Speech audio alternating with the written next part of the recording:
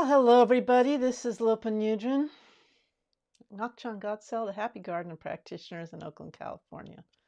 I'm so glad you're watching this video because I have some important things to share with you about the way that the method of developing ourselves as bodhisattvas. We've been talking about the bodhisattva all the way through for the last year, but mostly in the last few sessions together. And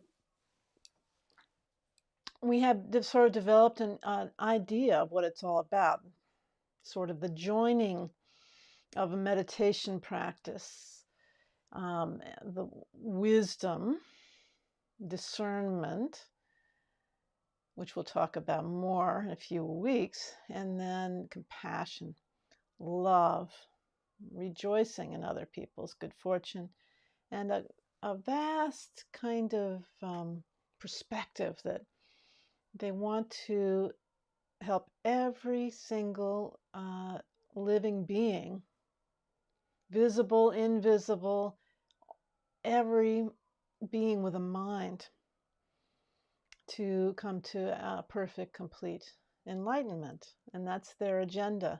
They're putting others before themselves in general, or at least equal to themselves. And ironically, ironically isn't quite the word, is it? But when it comes down to it, you have to gain enlightenment for yourself in order to really be able to help a lot of sentient beings. So there's a kind of tension there between those two ideas. But for us, we're just beginners, aren't we? So we're trying to develop a really pure heart, and we're trying to develop our meditation practice, and slowly, slowly we're coming along. But if we think about what kind of image have you developed in your mind of a bodhisattva? Do you have one already? Are you a bodhisattva? Are you training on the bodhisattva path? Or, for example, are you a Zen practitioner from Japan, a Chan practitioner from China, and a Mahayana practitioner from Korea, Vietnam?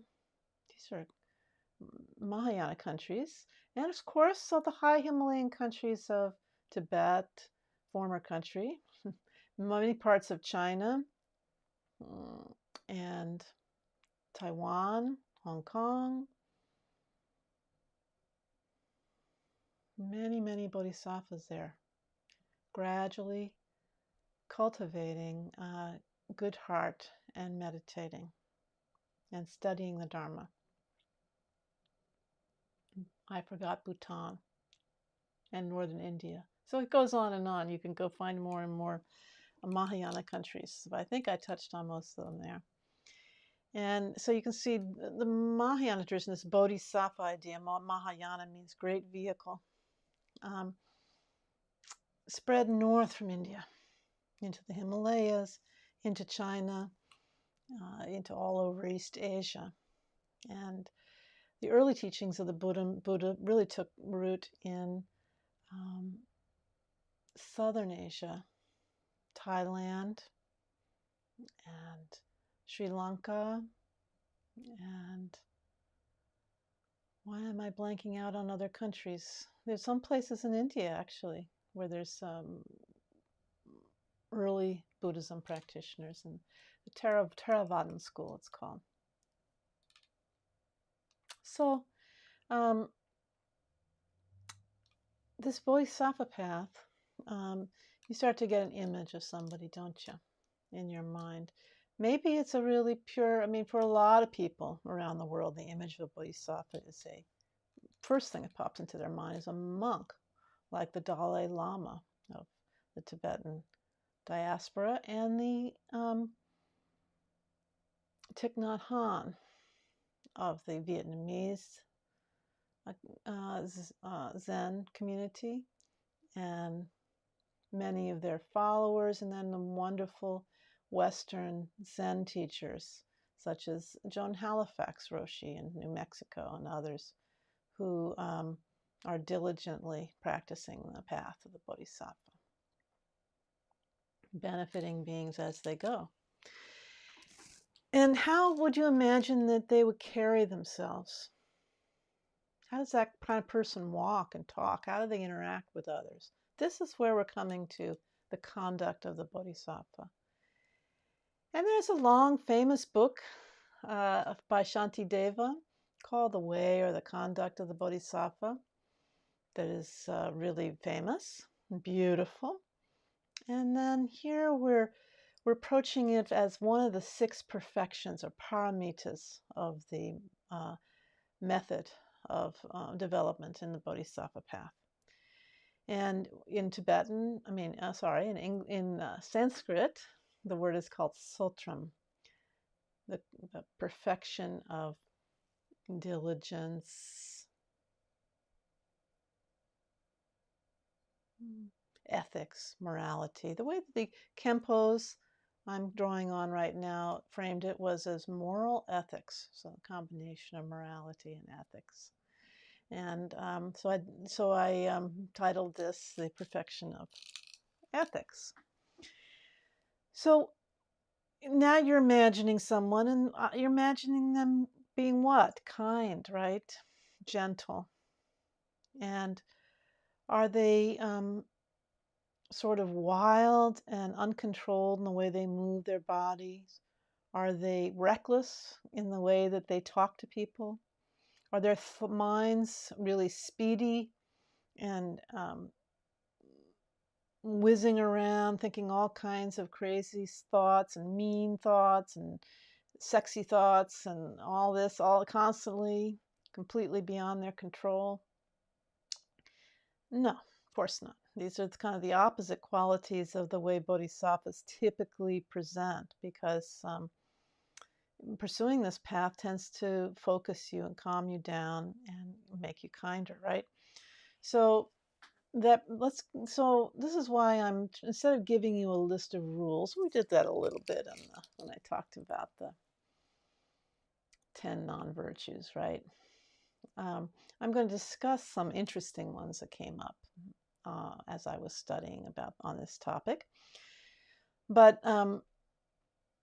I want to give you the feeling for why everything is driven for a bodhisattva by how they're going to help others, right? So in theory, if it would help others more to appear as a rock star and have a beer with some people, then the rules of the trade, which would generally involve abstaining from intoxicants. Hello to my live viewer there. We're talking about how the bodhisattva conducts themselves. And you can throw in the comment box if you want, how do you imagine a bodhisattva, really good one, appearing, interacting with people, interacting with animals, and so forth? Generally, according to the rules, all followers of the Sutrayana path of Buddhism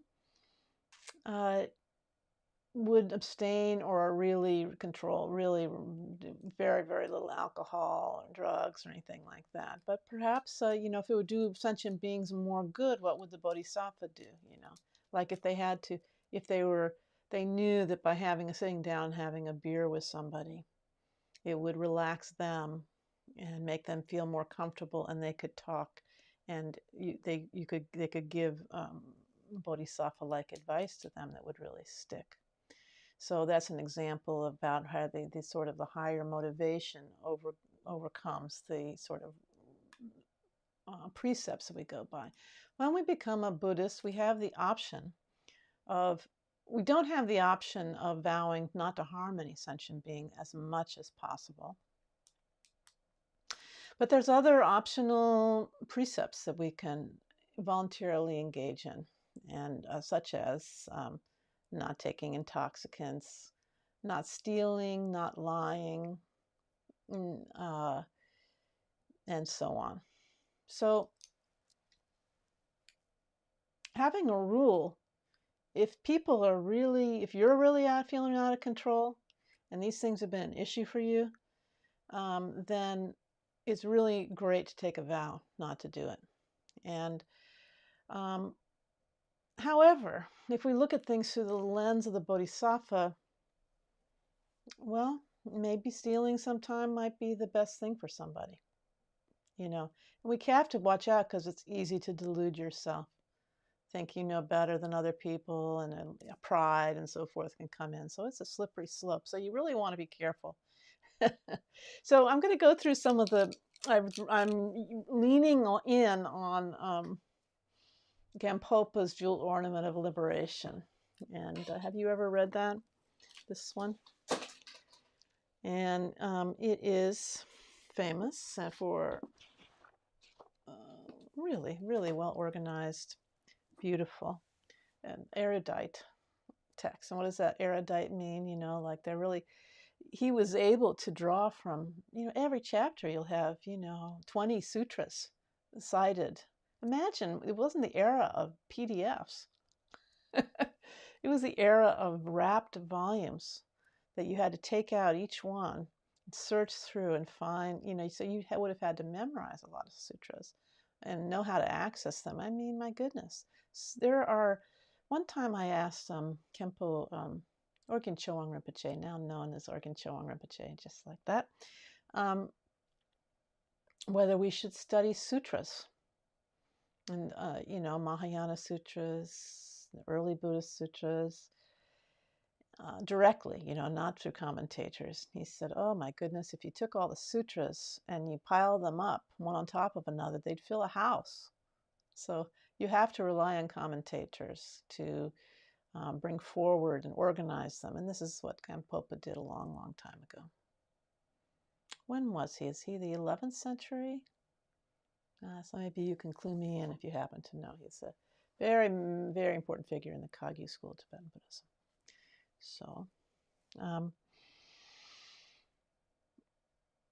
So here we are talking about sultram, not the person, but the kind of a discipline of a bodhisattva. So you have to imagine if you've taken the bodhisattva vow, maybe you have.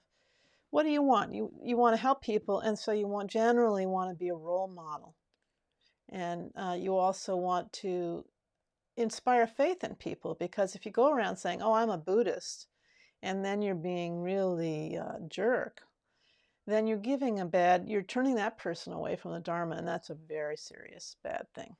So even if in this culture, sometimes it's wise just to keep your mouth shut about Buddhism, and definitely don't try to convert people.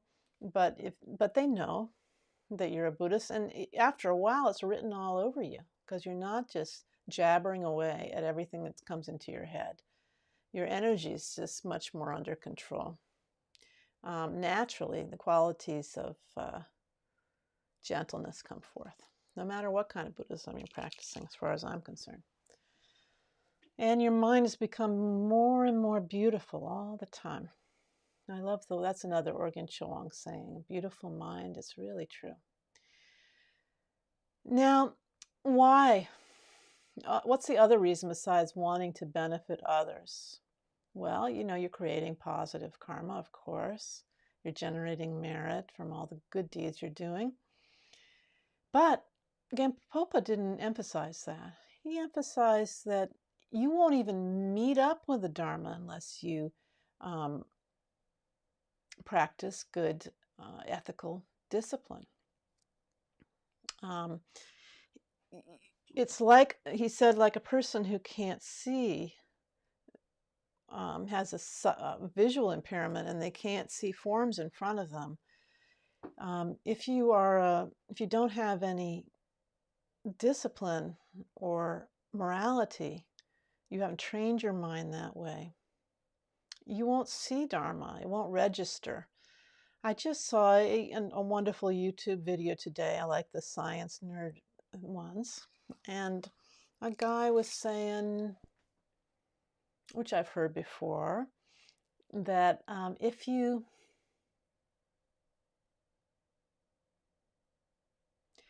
there's in cultures where they had no word for a color, for a blue, you can look it up, and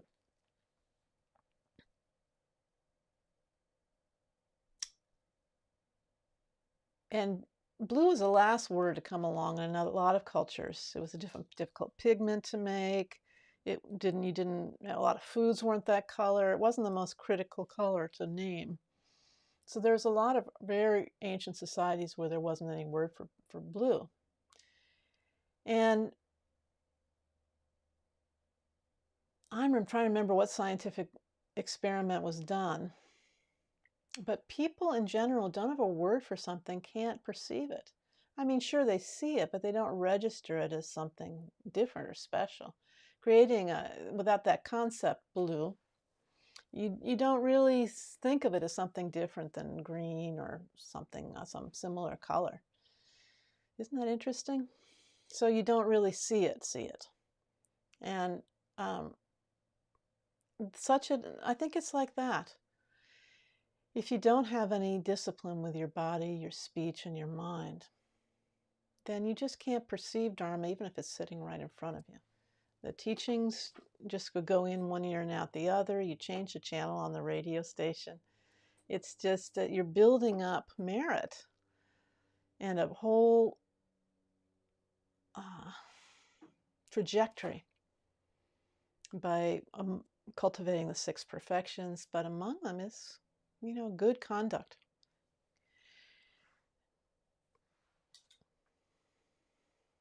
I thought of another thing, metaphor here. It's not even a metaphor. My mom had a friend whose husband was in the Second World War, and he was a fighter pilot.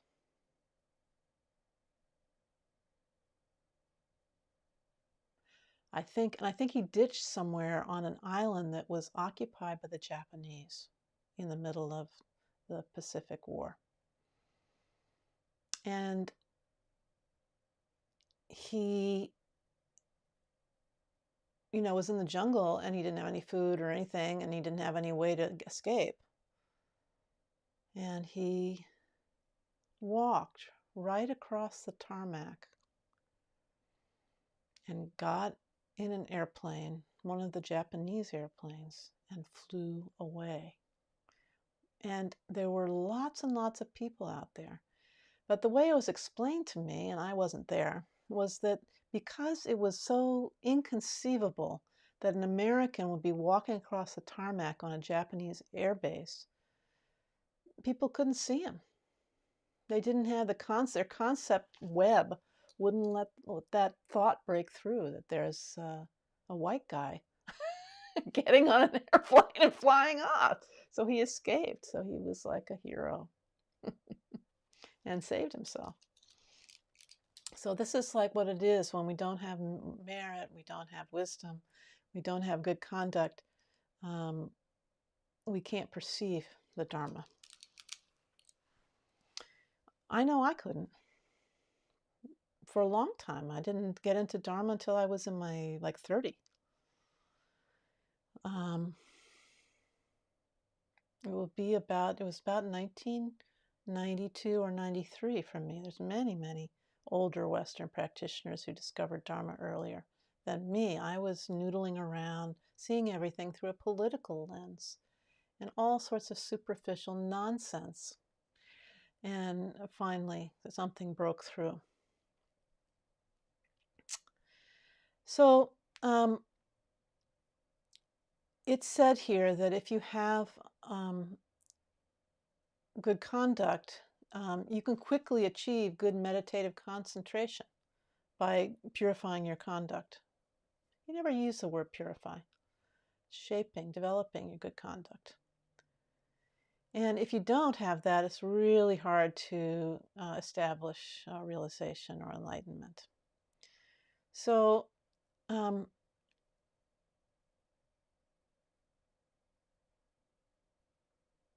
let's talk about some of the things that are very serious downfalls, really terrible, and will lead to very bad things happening. There's many that you would never do, so I'm not even going to touch on those. But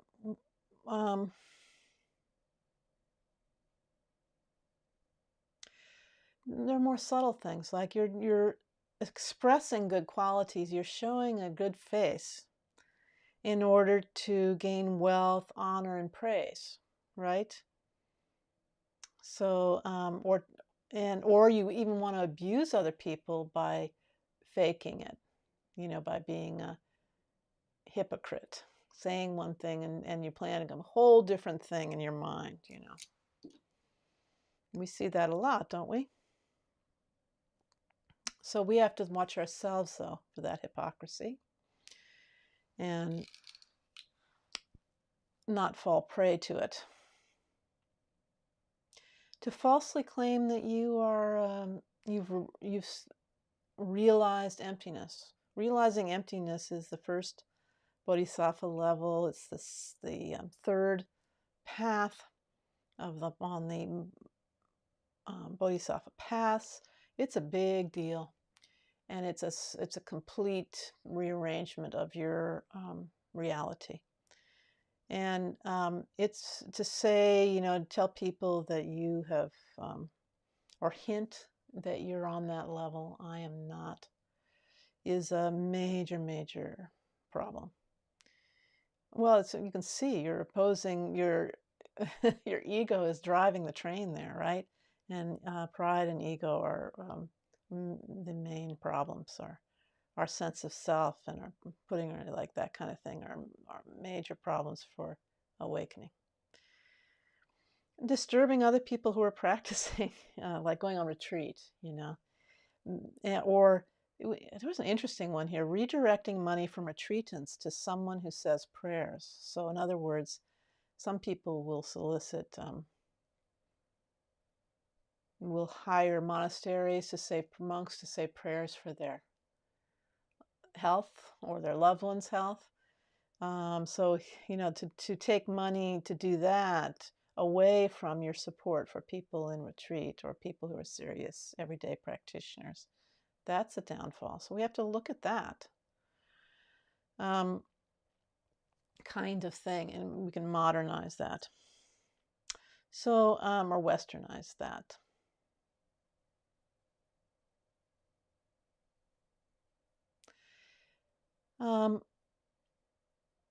Holding wrong views in general, so can really lead you down the wrong path and cause major problems. Wrong view, a serious wrong view would be, I can give an example actually. The great Tibetan Saint Karma Lingpa was killed by his attendant and his girlfriend. Got together and they decided to poison him. And there was some cultural belief that if you poisoned a great magic person, lama, that you would get their like juice. I'm not saying you would eat them, but you would assimilate, bring in their powers, and they killed him. So, and this was not unheard of in that region of Tibet that he was in. So there's a wrong view. Or killing animals, animal sacrifice is a classic wrong view. But there's a lot more subtle things. So we need to study Dharma, not just practice only. Practice, practice, practice. Then, being stingy with those who are suffering, that's a major downfall. Getting really mad at somebody and like punishing them, even though they've apologized already, that's a major downfall.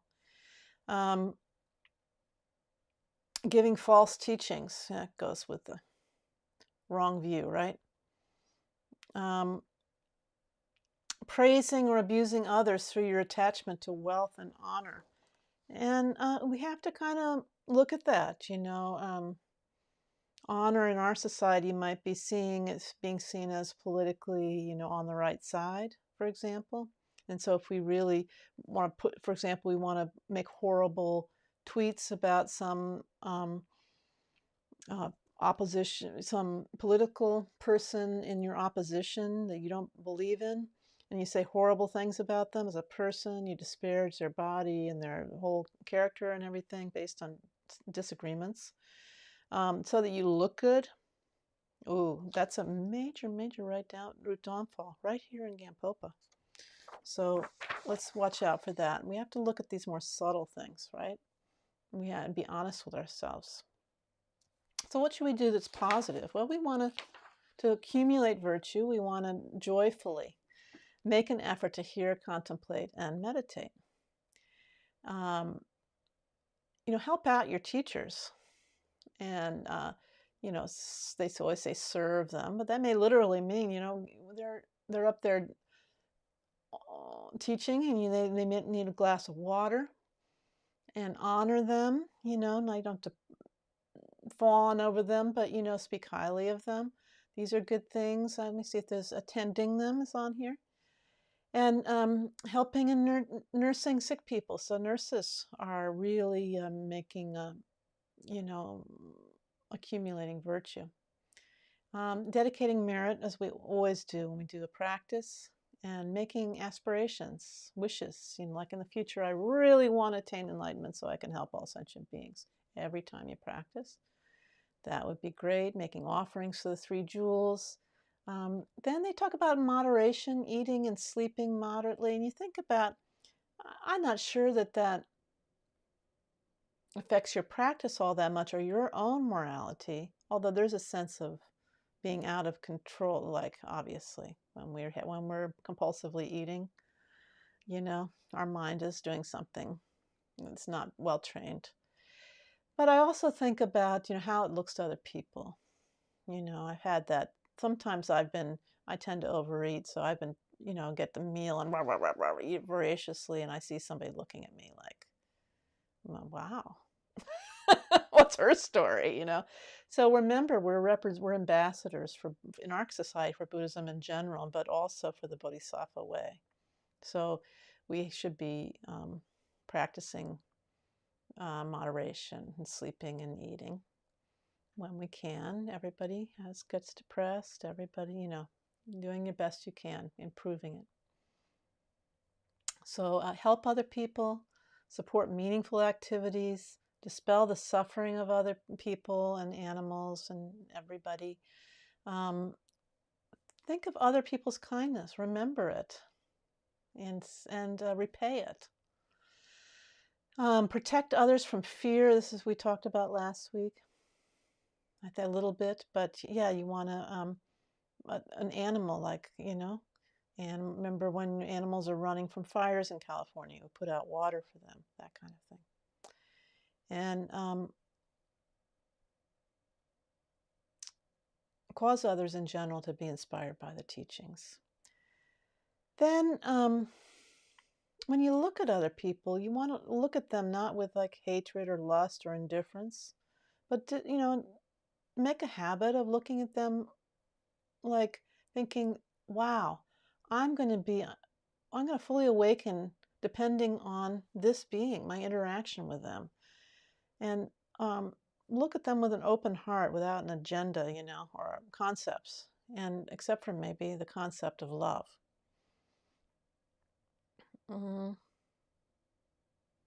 Generally, just be considerate of others, not noisy, slamming doors and all this kind of thing. Little things like that are just speak a lot about your mind. Avoid idle talk. We've talked about that before. This yammering away is a sign of a really uncontrolled mind. And then you don't want to harp on the mistakes of others, especially people on the Bodhisattva path. They're trying. They make a mistake. Let it go. Speak from the heart and be relevant. Don't get too worked up about fun, happy things in samsaric life. It'll come, it'll go.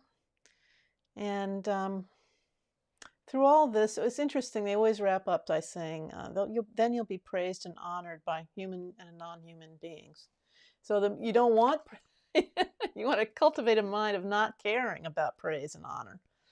But the fact is that people are going to respect you if you act that way. They won't, you aren't going to be the #1 YouTube channel because people, what people want. But over time, and you may not be the most forward, how can I say, attention-getting, immediate person that people love in a group even. But over time, they become to know that you're reliable, you have self-control, honor, dignity, you're loving and kind. And then you know, over time, a year, 2 years, 3 years, as people come to know you, they really value you more than anybody else that's not practicing like that. Isn't it the truth? Do you have any comments or anything you want to talk about before we go? I'm getting closer to not running over too much, because I've narrowed this down to a half an hour now, so that because we all have screen fatigue, much as I'd like to talk forever. Okay, well, thank you for watching this little video, and may we all attain the state of perfect awakening, and then we can really benefit beings like the great teachers and guides, like the Dalai Lama, you know. I'd mention other lamas, but you might not have heard of them. So, by this merit, may we obtain omniscience. May it defeat the enemy, wrongdoing, from the stormy waves of birth, old age, sickness, and death. From the ocean of samsara, may we free all beings. All right, bye now, and I'll see you next week this time.